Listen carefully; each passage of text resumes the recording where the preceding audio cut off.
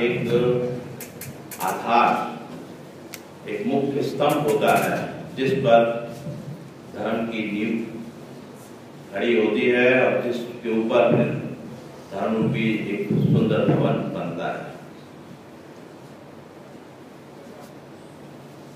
तो जब तक हमारा भी एक आधार जो ज्ञान है वो मजबूत नहीं होगा तब तक हम भी आगे नहीं बढ़ सकते।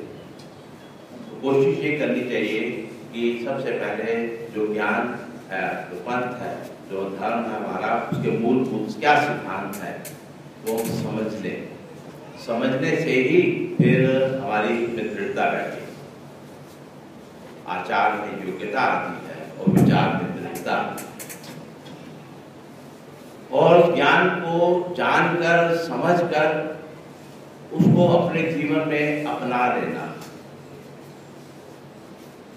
वो भी ज्यादा महत्वपूर्ण है, क्योंकि जो ज्ञान हमने प्राप्त किया, जो आधार हमने अपने बना लिया, फिर उसके ऊपर आचरण भी तो करना चाहिए। क्योंकि ज्ञान हमें बतलाता है कि हमारा जीवन कैसा आदर्श में बन सकता है, तो उन आदर्शों के अनुरूप अपने आप को ढाल लेना। जैसा गीता में लिखा है, जैसा ब्रह्मविद्या शास्त्र में स्वामी जी ने अपने शिष्यों को, अपने भक्तों को बतलाया है, उसी तरह अपने जीवन को ढालने का प्रयास करना। कम से कम हमारा प्रयास शुरू तो हो, हम उस तरफ चलने की कोशिश तो करें। तो पहली बात क्या है कि हमको मालूम हो कि शास्त्र क्या है, मुख्य मुख्य सिद्धांत पता हो, और उसके बाद हम उस ज्ञान के अनुसार अपने आप को ढालने की कोशिश करें। तभी जीवन में सार्थकता आएगी, तभी कुछ प्राप्त होता दिखेगा, कुछ महसूस होगा। पूरा ज्ञान ले लिया, पोथियों में पढ़ के रख दिया लपेट के, और उसको जीवन में नहीं उतारा, तो फिर उस ज्ञान का जो लाभ हमको मिलना चाहिए था वो नहीं मिलेगा। तो प्रयास ये करना चाहिए कि जो है उसके ऊपर आचरण भी हमारा वैसे ही हो। तो जो हमारा ज्ञान है, उस ज्ञान के साथ दो बातें जुड़ी हुई है। आचरणीय ज्ञान अर्थात वो ज्ञान जो हमारे आचरण में आना चाहिए, जो आचरण के अनुकूल दिखता है उसको हमने फॉलो करना चाहिए, उसके ऊपर चलना चाहिए, उसका अनुकरण करना चाहिए। तो आचरणीय ज्ञान कहा जाता है, या फिर इसको कहा जाता है अनुभव ज्ञान, कि जो ज्ञान हमारे प्रतिदिन के जीवन में, प्रतिदिन के अनुभव में उतरता है, तो उस ज्ञान का ही हमको लाभ है। तो कोशिश ये करें। तो आज हम कुछ ऐसे पात्र, देखो स्वामी जी के समय, स्वामी जी से खेई भट्ट नाम, अपना खेई गोई नाम के एक स्त्री पात्र का जिक्र आता है। उस खेई गोई पात्र ने स्वामी जी से ज्ञान अर्जित किया, क्योंकि स्वामी जी अटल के रहते थे, और अटल के रहने का मतलब है कि भिक्षा के लिए हर द्वार पे जाना वो भिक्षु का जैसा कर्तव्य था कि ऐसा ही करना चाहिए। तो जैसे स्वामी जी के दर्शन खेई गोई ने पाए और उनसे प्रभावित होकर उनसे ज्ञान अर्जित किया, तो ज्ञान अर्जित करने का मतलब है कि उसको, वही बात जो मैं आपसे पहले कह रहा था, कि उसके ऊपर चलने का प्रयास करना। तो खेई गोई को ये महसूस हुआ,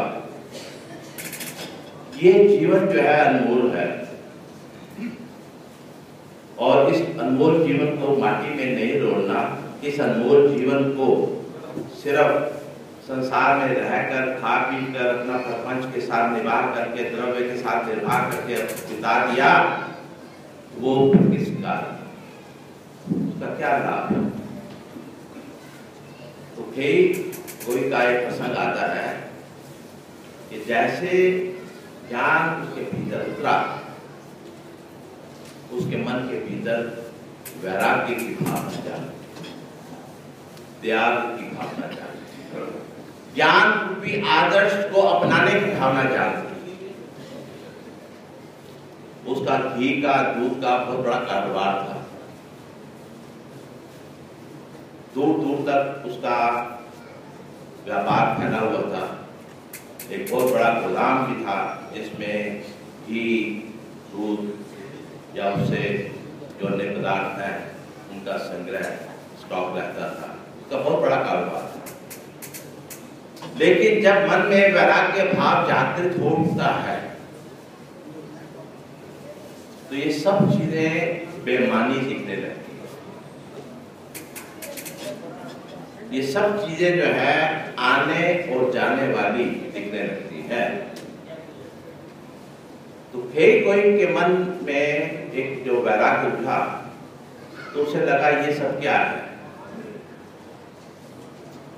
सारी उम्र हम एक ही काम में, एक ही परिवार में, एक ही कारोबार में अपने आप को उलझाए रखते हैं और जीवन उसी उलझन में निकल जाता है, पता नहीं लगता और हम कोई निर्णय नहीं ले पाते।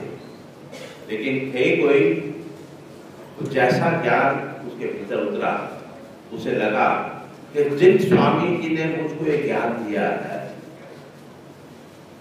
उनकी शरणागति को स्वीकार करके ही मेरा जीवन सार्थक होगा।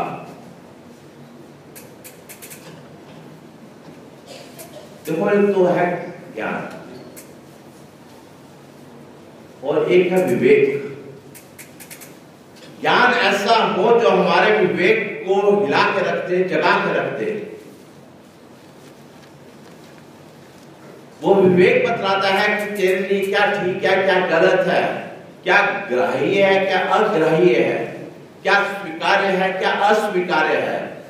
ये विवेक का कार्य है। तो जब ये विवेक बुद्धि हमारी जाग उठती है तब ज्ञान का जो पढ़ा है हमने शास्त्र उसका सही अर्थ भी समझ आने लगता है।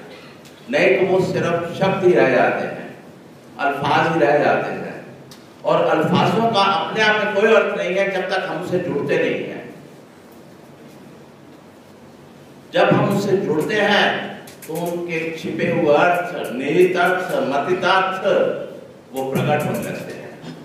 तो वैराग्य के विषय में ज्ञान तो बहुत लोग सुनते हैं, लेकिन वो वैराग्य उनके लिए महज एक शब्द है। वो वास्तविकता में परिणित नहीं होता, वो फलीभूत नहीं होता। वो एक ऐसा बीज रह जाता है जो बीज जैसे हम गर्म करते हैं, तलते हैं तो उसके अंदर जो जीवनी शक्ति है वो खत्म हो जाती है। लेकिन वो ताजा बीज हो और उसको जब हम बो दें तो फिर वो धीरे धीरे पौधा बन के बाहर प्रकट होता है।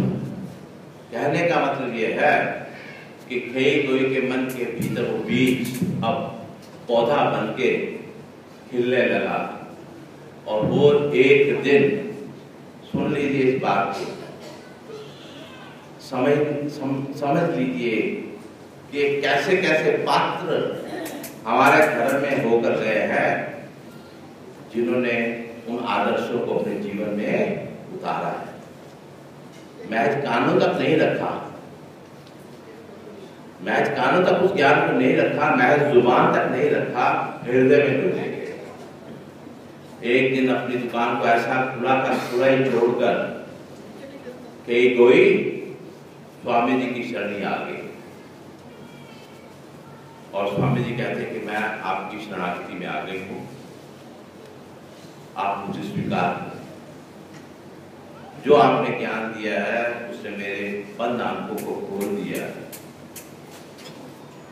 स्वामी जी के पास आकर वो चर्चा करने लगी, अनुसरण ले लिया और जैसे ज्ञान सुनकर अपना सर्वस्व त्याग करके वो स्वामी जी के अनुसरण में प्रवृत्त हो गई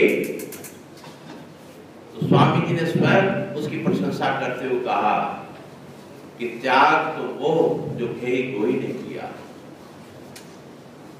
नागदेव हमारे लीला कार्य में बहुत से पात्र आए हैं, बहुतों ने त्याग किया है, लेकिन जो त्याग खेई कोई ने किया ऐसा कोई बिरला ही नहीं है।